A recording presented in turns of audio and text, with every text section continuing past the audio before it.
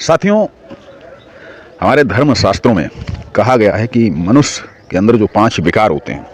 देखिए, इस वीडियो को आप पूरा अंत तक सुन लेना, क्योंकि मुझे नहीं लगता कि इतना क्लियर कट आपने अभी तक कहीं सुना हो। और ये मेरा विश्लेषण है, मैं ये भी नहीं कहता कि मैंने ऐसा कहीं पढ़ा है। जो मैंने निष्कर्ष निकाला वो ये है कि ये जो काम, क्रोध, लोभ, मोह, अहंकार, ये जो 5 विकार हैं, इनका हमारे जीवन में दुष्प्रभाव क्या है। तो जो भौतिक लोग होते हैं या जो ईश्वर को नहीं मानते, या कहें कि जो आधुनिक होते हैं, वो सोचते हैं कि ये सब जो है विकार की बात है। ठीक है, आप आध्यात्मिक रूप से नहीं, लेकिन हाँ, भौतिक रूप से भी अगर आप इन 5 विकारों की चपेट में आ जाते हैं तो आप भौतिक रूप से भी आपका पतन हो जाएगा, आप बर्बाद हो जाएंगे। तो देखिए, जो काम, क्रोध, लोभ, मोह, अहंकार, इनका जो क्रम है वो बिल्कुल ठीक है। सबसे पहला विकार काम, और काम को सिर्फ आप सेक्स मत समझ लें। काम का मतलब है जो हम दैनिक जीवन में जो भी कुछ काम करते हैं, कार्य करते हैं, वो काम।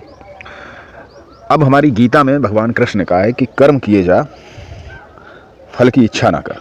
तो देखिए, ये भी हिंदी में अर्थ है, भगवान कृष्ण ने इसको संस्कृत में बोला है। तो देखिए, फल की तो इच्छा करनी है, काम करना है और फल की भी इच्छा करनी है, लेकिन उस फल के प्रति आसक्ति नहीं रखनी है। जब हम काम करें, फल मिल जाए तो ठीक है, ना मिले तो भी ईश्वर की इच्छा मानकर दोबारा फिर से उस काम में जुट जाना चाहिए। लेकिन अगर आपने ये सोचा कि नहीं, मुझे इसका फल मिलना ही मिलना चाहिए, या मैंने इतनी मेहनत की तो इस पर फल पर मेरा अधिकार है, तो जब आप काम करेंगे और फल नहीं मिलेगा, तो हो सकता है कई परिस्थितियाँ रहती हैं कि हमारा काम करने का तरीका ठीक ना हो या आसपास की परिस्थितियाँ ठीक ना हो, तो हम निष्फल हो जाते हैं। जैसे कि किसान मेहनत करता और बारिश हो जाए, सूखा पड़ जाए, फसल मारी जाती, तो उसमें किसान का कोई दोष नहीं। लेकिन अगर किसान यही सोच ले कि नहीं, मुझे तो फसल चाहिए ही चाहिए, तो ऐसा संभव नहीं। तो जब हम काम करते हैं और अगर फल के प्रति हमारी आसक्ति कि नहीं, फल मुझे मिलना ही मिलना चाहिए, तो काम अगर आपका निष्फल हो गया तो फिर आपको क्रोध आएगा।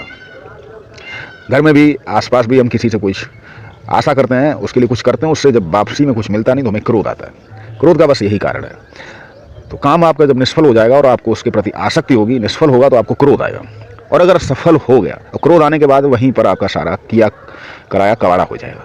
लेकिन यदि आपका काम सफल भी हो गया और चूंकि आपको उसके प्रति आसक्ति थी, तो उसके बाद शुरू होता है, सफल होने के बाद क्रोध छूट जाएगा, आएगा लोभ। फिर आपको उसके प्रति आप लोभी हो जाएंगे और ज़्यादा करना चाहेंगे, क्योंकि आपको उसके प्रति आसक्ति थी।